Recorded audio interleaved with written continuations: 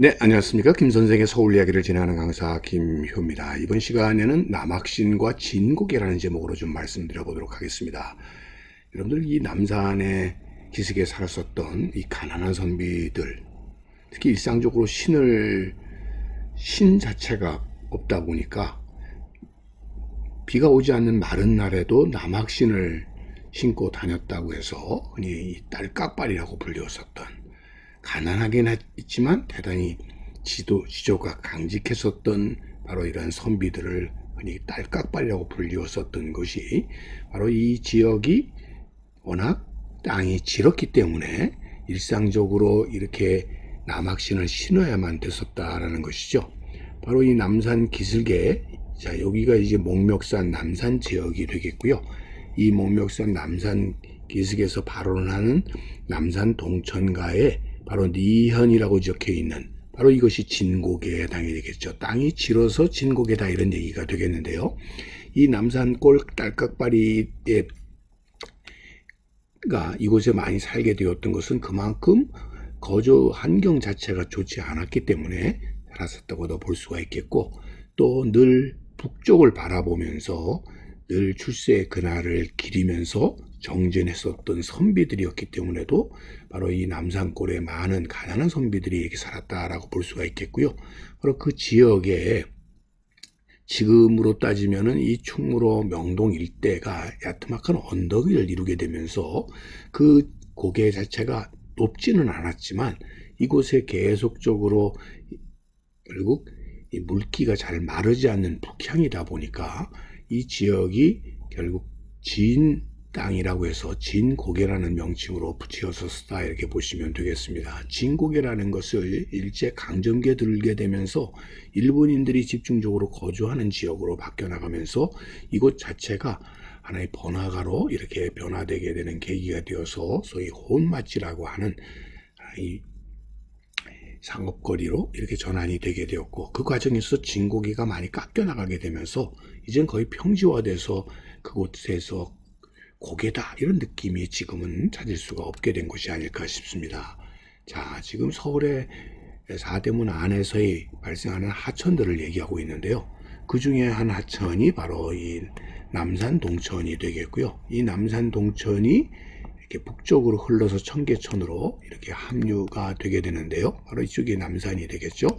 이 과정에서 하나는 진동네, 진고개, 그것이 바로 이현 진고개의 유래가 되겠습니다. 자, 이것이 일제강점기에 오게 되면은 바로 남산 북쪽 기슭에 외성대라고 해서 일본인들의 소위 식민지 통치기구들인 총독부 등이 이곳에 자리를 잡게 되고, 그 위에 본전통이라고 적혀 있는 바로 이것이 예전에 진고개였었다, 이렇게 보시면 되겠습니다. 자, 이것이 이제 이렇게 도로로, 신장로로 뚫린 모습이 되겠고요.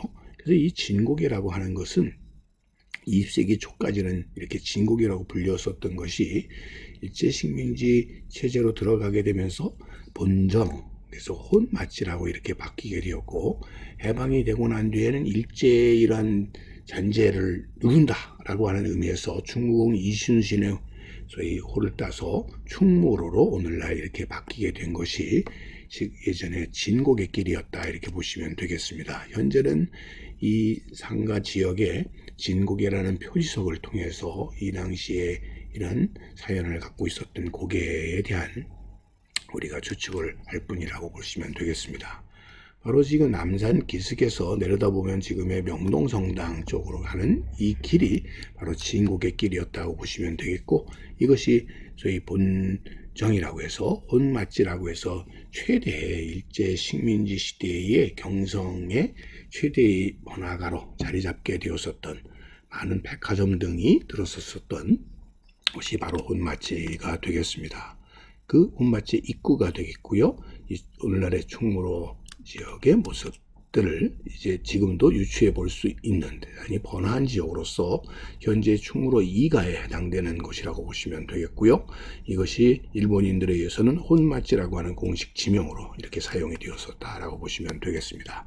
그래서 이 혼맛지라고 불렸었던 충무로 이 진고개 길을 중심으로 해서 일본인들의 이렇게 대적으로 거주를 했었다라고 보시면 되겠습니다. 그래서 남쪽에는 일본인들이, 청계천 북쪽 지역에는 주로 조선인들이 집중적으로 이렇게 주거하게 되었었다 하는 이런 대립적인 모습들을 보였었다라고 볼 수 있겠습니다.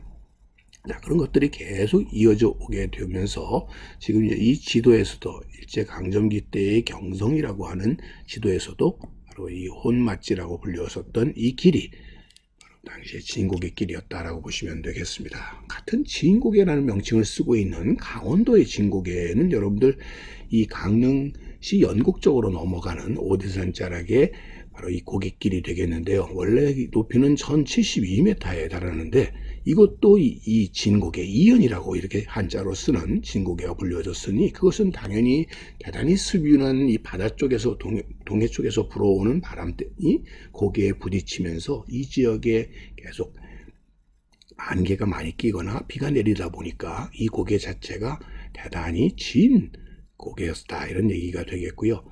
오늘날은 이 영동고속도로가 뚫렸습니다만 이것이 번잡할 때 대체도로로서 우회도로로서 많이 지금도 이용되고 있는 것이 진고갯길이 아닐까 싶습니다.